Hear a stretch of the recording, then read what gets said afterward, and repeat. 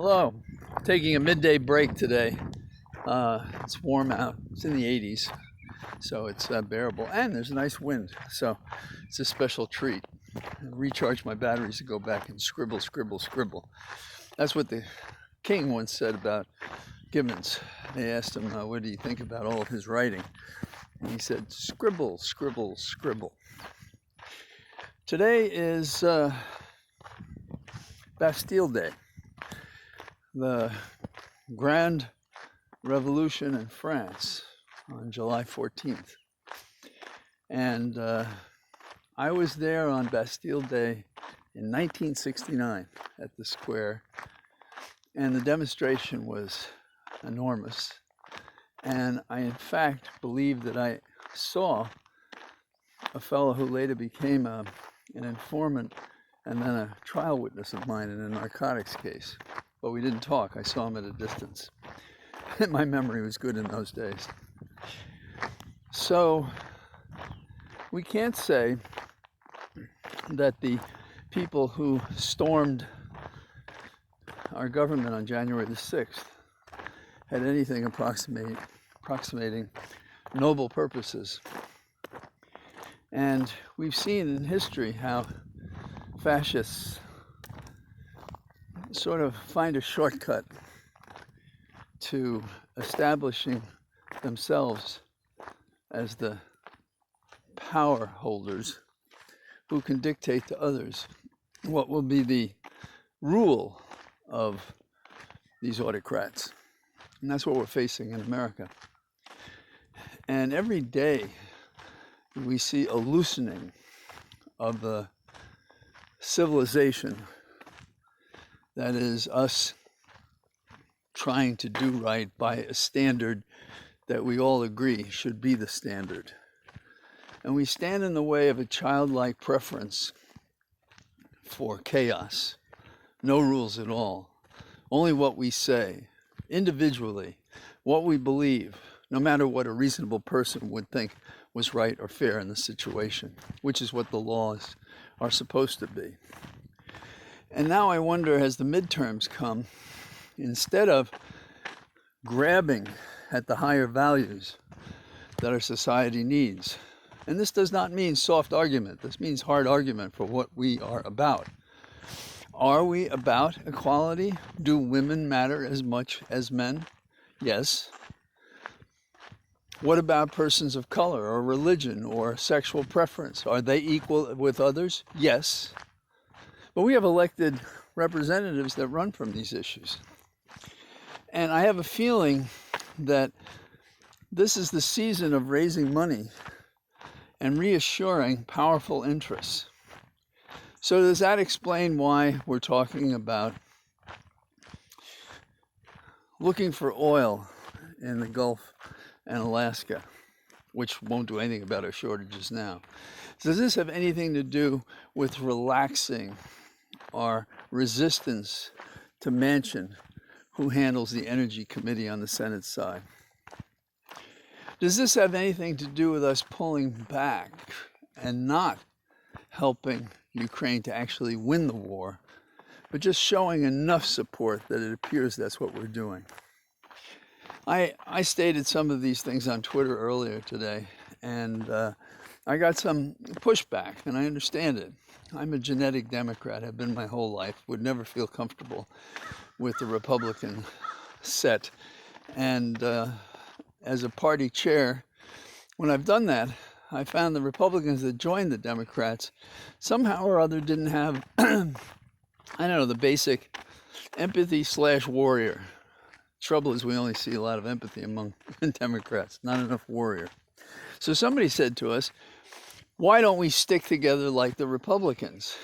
Well, first of all, I don't think, from my personal history and what I observed of my grandfather and others, that they stick together for the right reasons. They're sticking together now for a fascist dictator who lost an election, who denies it and lies, and tried to overthrow our government. That's not sticking together. Now, could I stick together with Liz Cheney? we could join arms together and fight on those issues we agree about, which has always been my model when I worked on the Hill on the Senate or the House side. Although in recent years, it's become impossible. And the collegiality and camaraderie that helped the Congress deal with Nixon, that doesn't exist anymore. And it really took a turn south when the Supreme Court lost its way and decided who won the election in 2000 when it was Gore against Bush. 9/11 didn't help, particularly when we went after the wrong nation state afterwards. And to skip all along past W to Trump really closed the bargain. He said things that were a dog whistle below. And finally, the beast within our republic was made obvious, taking advantage of openness to try to overthrow our democratic and republican system. So, what are we to do? We have to hound our elected representatives. We have to stick together and tell them what's important. We cannot remain mute, because then we'll have ourselves to blame should we lose the midterms, as everyone agrees is the outcome if something doesn't change. Of the two major errors that I see, one was signing a gun deal that doesn't make much difference at all to the safety of our children and our people, the innocents in public and private places.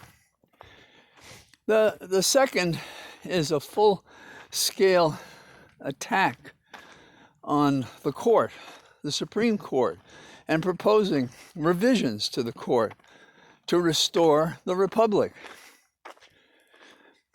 And I guess, randomly, although this has been one of my principal objections, what in blazes are we doing when this criminal is running around the country, and I'm talking about Trump, raising fortunes to run for office again, because all they care about is having him in the White House.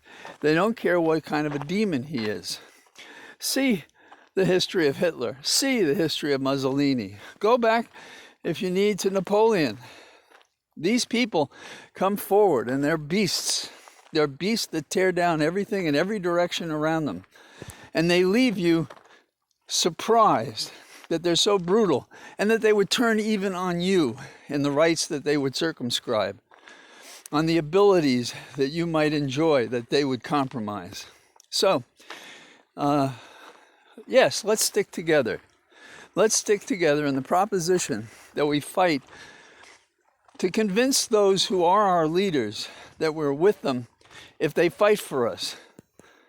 And we'll vote for them because we have no choice.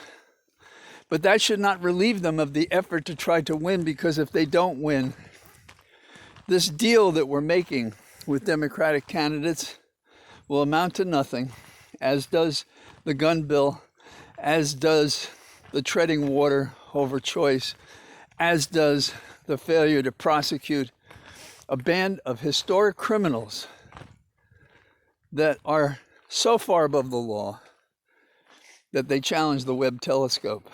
So, sorry, I wish I had a happier message today, but that's it.